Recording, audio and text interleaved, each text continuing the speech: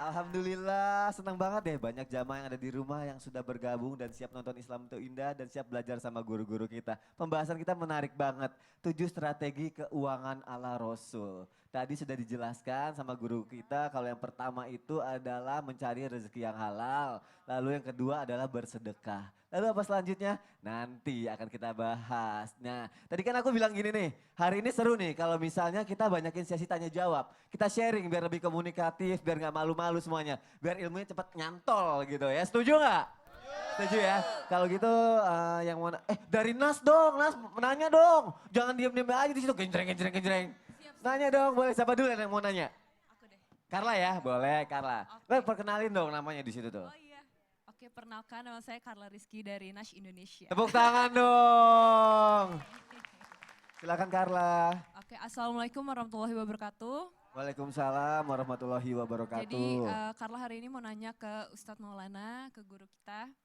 Jadi yang Carla tahu, salah satu strategi keuangan dari Rasulullah adalah menabung. Tapi pada kenyataannya di zaman sekarang tuh agak susah gitu untuk nabung. Misalnya karena kita pengen beli hal-hal yang diskon atau yang kurang penting atau penghasilan kita lagi agak seret gitu ya misalnya. Itu curhatan ibu-ibu kayak gitu biasanya tuh ya. Curhatan. Itu mewakili banget ya. Iya, apalagi mau lebaran gini Ah, ya. iya, betul. Nah, Carla mau tanya gimana caranya biar kita bisa menahan diri kita biar enggak make uang tabungan kita buat hal-hal yang nggak perlu gitu. Wow, untuk itu Ustadz Maulana paling pintar tuh iya, namanya ini menabung. pasti udah Masya tahu Allah. jawabannya. Ustadz Terima Maulana kasih, mohon Ustadz jawabannya Maulana. Ustadz. Carla Ya. terima kasih ya. Iya, sama-sama. Makasih banyak. Bismillahirrahmanirrahim. Assalamualaikum warahmatullahi wabarakatuh. Waalaikumsalam warahmatullahi wabarakatuh. Jamaah. Yeay. Oh jamaah. Yeay. Alhamdulillah. Alhamdulillahirrabbilalamin. Sebaiknya kalau kita punya uang, bagi 3 itu uang. Dibagi 3. 30%, 30%, 30%. 10%-nya kan ada 10% dari 30 itu. Itulah untuk sedekah, untuk zakatnya. Jadi masuk ke sana semua. 30%-nya adalah biaya bulanan. Cicilan, arisan lah, apalagi pembayaran listrik lah, sekolah yang sifatnya bulanan. Jadi jangan pernah mengeluarkan pengeluaran bulanan itu lebih dari 30%. Yang kedua, 30% berikutnya, ada sepertiga yang kedua, adalah untuk biaya harian yang dibagi 30 hari. Dan sepertiga yang ketiga adalah untuk ditabung. Kok menabung? Iya. Dan tabungan yang paling bagus adalah pakai emas. Karena dalam Islam yang keluaran zakat itu hitungannya adalah emas. Kalau sudah beli emas, susah tuh. Tadi Carla bilang, gimana caranya supaya kalau uang bahaya itu. Langsung hilang. Ya. Dibagi 30, 30-nya belikan emas, itu caranya. Maka disisihkanlah sebagiannya itu dan alhamdulillah ternyata setelah dibagi lagi ternyata ada lagi kelebihannya. Disimpan lagi. Lumayan Bu, jamaah. Ya. Taruhlah 1 bulan 1 gram. 1 tahun 12 gram. 5 tahun. Berapa? 10 tahun 150. Jalannya begini. Yang jelas pengaturan uang itu harus sebaik mungkin. Dan kalau bisa mohon maaf dipecah-pecah. Kalau perlu dikasih amplop. Ini uang ini uang ini, uang ini, uang ini. Dan kalau bisa terima kasih banyak. Ada ekonomi yang luar biasa, pengaturan ekonomi, dibuat buku. Saya terus lihat teman-teman saya di pesantren yang dari daerah. Dia punya buku keuangan. Kalau saya dulu titip sama ibu. Ibu itu paling umi. Umi itu paling pintar ngatur uang. Betul tidak? Simpan di sela-sela sarung. Itu. Di sela-sela sarung. Pokoknya simpan di sarung. Nanti pada saat ternyata tidak habis itu uang. Makanya paling pintar mengatur itu adalah perempuan. Tinggi kali-kalinya kurang bagi-baginya. Dan kan konsepnya perempuan kan begini. Kalau laki-laki kan begini. Jadi membuat catatan. Dan memang kita harus membuat catatan uang dari mana lalu lari kemana. Jadi sebaiknya diatur sedemikian rupa. Alhamdulillah. Nah, kalau saya dulu waktu masih bujangan semua uang lari ke ibu. Sekarang kan bujangan juga. Ustaz. Bujangan lu. Sekarang dibagi buat anak. Untuk masa depan anak, untuk biaya untuk sekolah dan sebagainya. Ya masjid, pesantren dan sebagainya. Diatur sedemikian rupa. Nah, jadi harusnya kita punya catatan. Nanti dihitung. Kapan skor bulan ini ternyata pengeluaran yang paling banyak seperti ini. Mau lihat catatan saya? Gak usah, gak usah. Beneran? Iya. Ya Allah. Kita lihat sama-sama yuk. Kita harus lihat buat catatan ini. Mana? Ini. Berapa miliar itu? Oh, Udah lah. tulisannya keuangan. Nih keuangan. Ya Allah banyak Semua banget. catatannya kan? Bayar Jadi, listrik, Iya sekolah semua, anak, iya. ternak. Target apa? Semua harus ada semua. Sehingga enak. Sehingga setiap apapun yang nanti kan diminta pertanggungjawabannya. Masya Allah ada tulisannya ada beli rumah baru loh. Amin. Jazakallah khair Ustaz. Padahal rumahnya udah baru, mau beli rumah baru lagi aja. Berarti kita harus bijaksana mengatur keuangannya ya Ustadz. Masya Allah. Jamaah. Tanya jawab lagi yuk. Setuju ya? Nas, siapa lagi sekarang yang mau nanya? Oh oke, udah siap nih kayaknya nih. Oh boleh dong perkenalkan sama jamaah namanya. Assalamualaikum, saya Daud Sakti. Ah sakit apa? Ya, Daud Sakti, so sakit. Oh sakti. Kirain Daud sakit, kirain sakit apa? Daud Mau sakti. tanya sama Habib. Habib, boleh. sepengetahuan saya, Nabi kita adalah seorang entrepreneur, pengusaha, beristrikan Khadijah seorang investor yang Nabi kita mengelola modalnya, kemudian bagi hasil dari keuntungan. Nah, bagaimana tips-tips mengelola modal yang kita punya untuk kita sebagai pengusaha muslim supaya bisa dominan di Indonesia? Masya Allah pertanyaannya entrepreneur sekali ya, tepuk tangan dong. Cara mengelola modal biar gak cepat habis ya. Dan berkembang. Dan berkembang, Masya Allah. Silakan Habib. Jawabnya apa nih? Saya juga bingung, kan saya nanya sama Habib. Memang kedua artinya berbisnis dengan bisnis yang bagus kita harus betul-betul mencontoh baginda Nabi besar Muhammad. Nah ini mungkin yang keempat ini yaitu modal usaha. Orang usaha harus punya modal usaha. Dikatakan ada beberapa orang yang mengatakan secara Islami berbisnis ala Rasulillah. Ya, berbisnis ala Rasulillah. Artinya berusaha, berdagang apapun bentuknya dengan tata cara yang diajarkan oleh baginda Nabi besar Muhammad. Sampai orang mengatakan apakah betul misalnya yang ditanyakan Daud ya, sakti. Punya ajian serat jiwa. Yang dikatakan apakah modal usaha itu harus dengan berupa uang? Ya. Modal usaha, semuanya hadirin yang hadir, kan tidak semua orang punya uang untuk memulai modal usaha. Betul? Betul. Ya kelihatan betulnya kuat. Ya. Maka dikatakan modal usaha, jadi modal usaha. Tapi orang mengatakan apakah modal usaha itu harus dengan berbentuk uang? Tidak. Tapi berbentuk apa? Nih kalau salah kasih tahu ya, salah nyebutnya takut. Apa modal yang paling bagus? Yaitu Apa Habib? Kita udah nungguin semua nih. artinya trust. Oh Betul ya? betul trust, Betul ya? kepercayaan. Iya. Masya Allah. Tepuk Wow. tangan dong. Jadi modal usaha itu seharusnya tidak harus uang. Kalau dikatakan contoh Nabi betul, lihat Nabi. Nabi dari bekerja sebagai pekerja sampai diangkat menjadi, kalau salah kasih tahu lagi ya. Oh ya, apa-apa. Sebutannya Boleh, takut boleh. salah, takut belibet gitu. Dari pekerja menjadi, ya Apa lagi Habib? Dari bekerja menjadi apa namanya? Manajer. Weh. Itu mah gampang, gak perlu Iya, salah itu, kan udah pasti saya. benar. Iya. Dari manajer sampai menjadi Entrepreneur. apa? Investor, Pengusaha, Investor. pengusaha. investor, entrepreneur. Ya, Investor. itulah. Ya. Nah, artinya trust. Lihat Rasul, kalau dikatakan orang usaha harus dengan uang, tidak. Bangun dulu kepercayaan.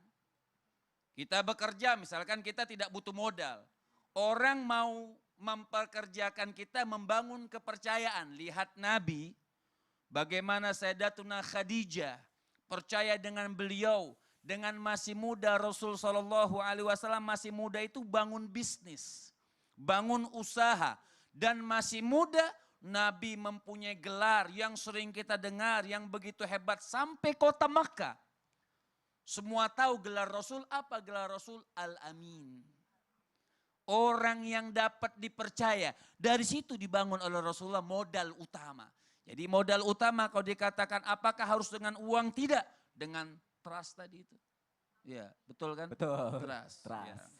Itu dengan kepercayaan. Ini yang harus kita bangun dalam rumah tangga juga, dalam usaha kita, dalam dagang kita, dalam bisnis kita. Pokoknya apapun yang dicontohkan oleh Nabi, yang dilakukan oleh Nabi, bisnis, bekerja seperti yang dicontohkan oleh Rasul SAW, insya Allah pasti usaha kita akan lancar dan maju.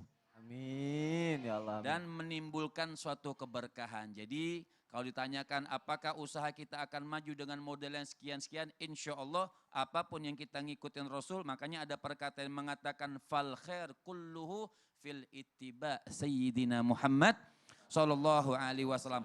Pongkol suksesnya manusia itu dunia dan akhirat, bukan akhirat saja. Pongkol sukses dunia dan akhirat ittiba li Sayyidina Muhammad, yaitu mengikuti langkahnya baginda Nabi besar Muhammad. Sallallahu alaihi wasallam. Masya Allah. Jazakallah khair Habib. Ya. Yang penting trust dulu ya, percaya dulu dengan Iya, itu siapa dulu. partner kita, dengan apa yang kita lakukan juga ya Habib. Minjem modal ya. Saya nggak ada. Iya. Ustadz Maulana yang banyak. Ya, catatannya full tadi. Catatannya banyak tadi, coba lihat lagi. Masya Allah. Jadi Mas Daud bisa dimulai dengan trust, kata Siap. Habib. Mungkin juga bisa Bener diaplikasikan. Jadi saya yang berlibat. Aplikasikan. Aplikasikan sama yang Ustadz Maulana bilang, menabung dan bijaksana pengeluarannya ya Ustadz ya. Dan juga sedekah. Masya Allah, tepuk tangan dong. Jamaah. Siapa lagi yang mau nanya? Ada, oh Nas. Saya dong. Ustadz Nas tumben ya, aktif banget ya Ustadz ya. Biar. Ya, Bagus. Ya udah boleh, Apa bagus katanya. nanyanya? Biasanya cuma mojok-mojok doang di situ. Silakan. Assalamualaikum warahmatullahi wabarakatuh. Waalaikumsalam warahmatullahi wabarakatuh. Nama saya Cepi dari Nas. Saya mau nanya sama Bunda nih. Oh boleh. Oh Bunda silakan. boleh. Ini ibu-ibu kan yang mengatur keuangan dalam rumah tangga. Iya. Ini tentang biaya tak terduga. Dari pengeluaran kadang gini, kita suka bingung kalau udah ada biaya tak terduga itu harus gimana gitu. Kadang kita sebagai suami suka bingung, ditambah lagi kondisi kalau misalkan belum gajian itu. Nah mau nanya solusinya gimana itu Bunda? Saya mau tanya dulu Bunda, bisa saya tanya. Boleh. Cepi, semua uang dikasih ke istri atau Cepi yang pegang? Istri Ustadz. Bagus, tepuk tangan dulu. Itu bingung sekaligus pusing nggak? Iya bingung dan pusing jelas. Bingung dan pusing, Masya Allah. Bunda mohon izin Bunda cara mengatasi keuangan yang tak terduga. Baik, terima Silakan, kasih. Bunda. Aduh, ini Bunda. pertanyaannya luar biasa ya. Barangkali bukan pertanyaan Kak Cepi aja, tapi mewakili kita semua Iya. ya. Ibu-ibu pernah nggak Bunda kita? mohon izin Bunda Oh boleh iya, oh di sini. Baik. Ya, silakan Bunda. Terima kasih Kak Suni. Jadi untuk pengeluaran yang tak terduga ini pasti kita semua akan mengalami ya Bu ya. Kira-kira Ibu pernah nggak tiba-tiba anak sakit? Ada musibah? Kondangan? Nah, makanya kalau misalkan kita ini ada hal-hal yang tak terduga, pertama kita harus punya uang siaga atau tabungan siaga Kak Cepi ya. Jadi harus punya tabungan siaga. Kenapa? Karena kita kan memang kalau misalkan kita tidak punya tabungan siaga ketika ada hal yang tak terduga, apa yang sudah kita anggarkan biasanya di luar dugaan kan? Namanya tak terduga, berarti di luar Di luar dugaan. dugaan. Berarti ya. yang pertama adalah kita harus punya tabungan siaga. Itu penting. besar atau kecil. Karena kalau kita punya tabungan, ketika ada hal yang tak terduga keluar, kita masih punya ada simpanan. Ya. Oh gitu, jadi Iya. tabungan siaga itu harus Iya ada. harus ada tetap, walaupun kita pendapatan sedikit, tetapi ya semampu kita lah menabung. Yang kedua adalah utamakan prioritas yang harus diutamakan. Misalkan kita nih ketika bulanan kayak tadi Ustadz Maulana, mohon izin Ustadz tadi kan ya Dari mengutip catatan. Ustadz ya catatannya itu bagus. KCP bisa itu untuk diikutin tuh, Masya Allah ya. Jadi kalau misalkan kita punya tabungan siaga, prioritaskan yang utama, kita menahan diri juga. Ya, kira-kira nih bagus apa enggak nih, kira-kira ini penting apa enggak ya, urgent apa tidak. Jadi kita tidak boros atau tidak merasa, aduh gimana ya, tidak merasa kehabisan ya. Jadi selain punya tabungan siaga harus bisa menahan diri juga Insya ya Bunda. Allah Kak Soni betul. Masya Allah, jazakillah Ya, Bunda, sama-sama. terima kasih. Sama-sama. Jamaah! Yeay. Jamaah yang ada di studio udah siapin Al-Quran ya? Udah ya? Jamaah yang ada di rumah? Udah dong, udah disiapin dong. Pokoknya kita akan mengaji sama-sama sama guru-guru kita. Kita akan masuk ke segmen Yuk Baca Al-Quran.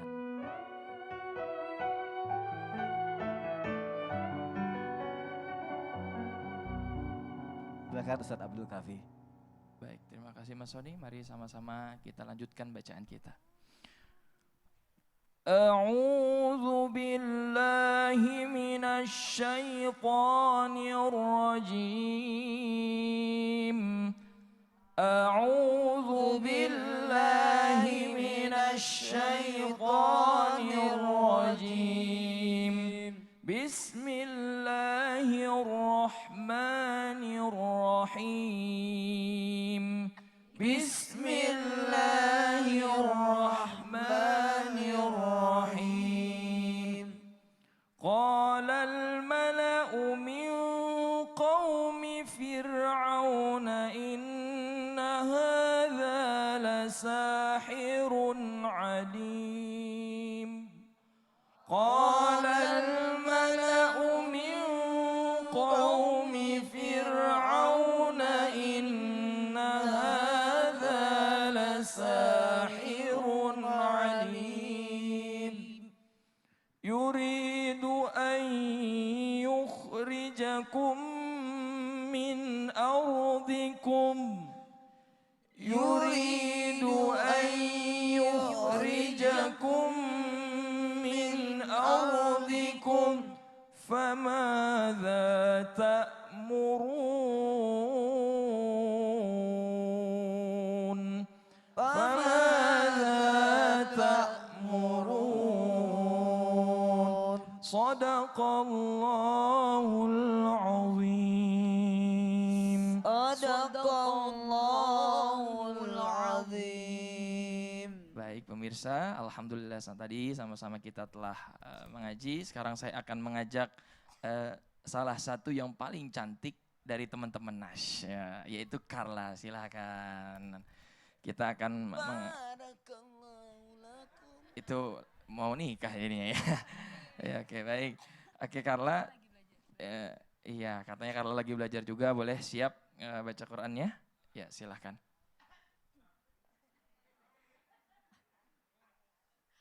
A'udzubillahi minasyaitonirrajim. Bismillahirrahmanirrahim. Qalal mala'u minu.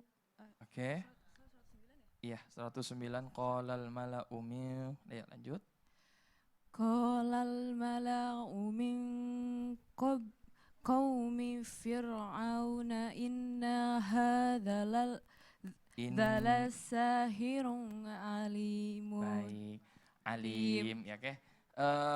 Bacanya jangan grege ya. Maksudnya grogi. Grogi. Ya. Grogi ya. Deg-degan saya. Deg-degan ya.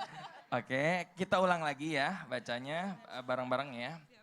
Qalal mala'u min qaumi fir'auna inna hadza. 1 2 3. Qalal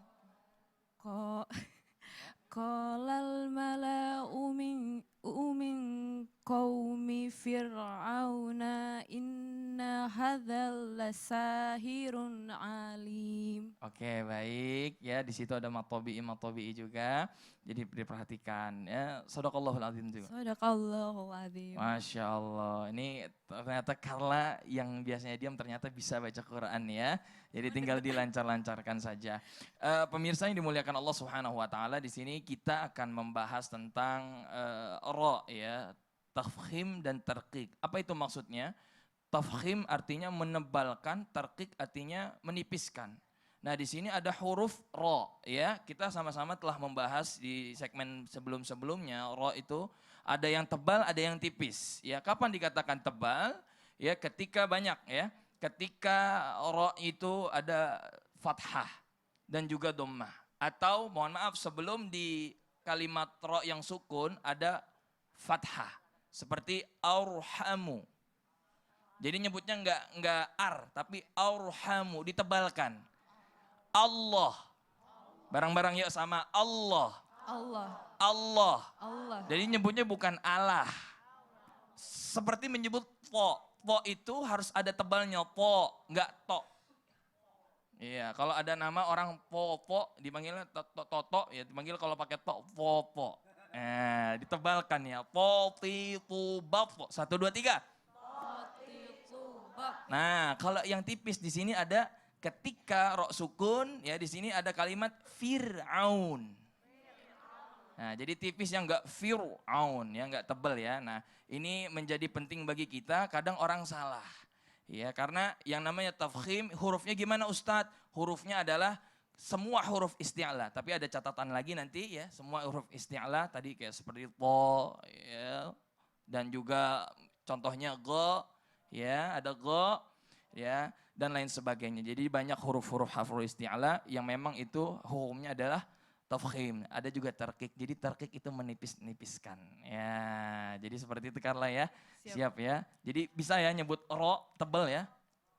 Ro itu kayak apa ya? Kayak Kok saya ngeliat kalian berdua saya yang deg-degan ya? kayaknya kalau kok saya jadi grogi sih.